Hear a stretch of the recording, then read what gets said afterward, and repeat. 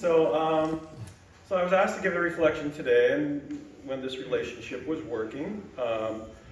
So just to give a little bit more background on myself, this year marks Karen and my 20th years at UUSM, and we've played many roles here, including singing the choir, worship associate, lay leaders. I was on the board for about 10 years, roughly 2008 to 2018, and I played every role except for treasurer. Don't tell Becky, okay. And so, from this vantage point, I say, from my personal point of view, that the church was at its height up until around 2012. And the reason I say that is, if we look at that and we go back to our old congregational packet, we see that we had about 165 members on the books. We had very low staff turnover. At one time, we had 2 services. We had a robust RE, and if those of you can remember, we had 2 to 3-year-old class, a classroom for 1st and 2nd grades, a classroom for 3rd and 4th grades, a middle school, a high school group. We had many of our outreach and volunteer groups fully staffed. Besides for the ones we still have today, such as circle dinners, who can remember some of these? We used to have a house band. That was cool. We had Home and Ho. We had Caroling Caravan, where we'd go sing people during Christmas time. We had something called the Open Door Committee. We had baby brigades. We had lay chaplains. We had Second Harvest Food Bank volunteers and a knitters group, just to kind of list where we were.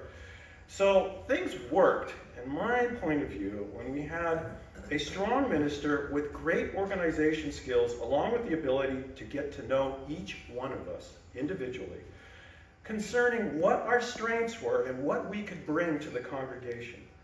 So, in my reflection, this minister was also working on the latest governance strategies and looking toward the future and proposing our old capital campaign.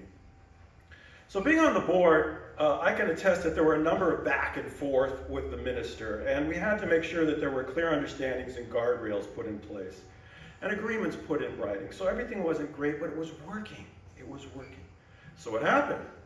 Well, frankly, I just don't want to get into what happened, but I can say that that minister left under uncomfortable and abrupt circumstances. The capital campaign folded. I was on the board when we basically said goodbye to it. It was a rough interlude with the interim ministers. In fact, one we had to let go. Then it came to the rough patches with our last minister.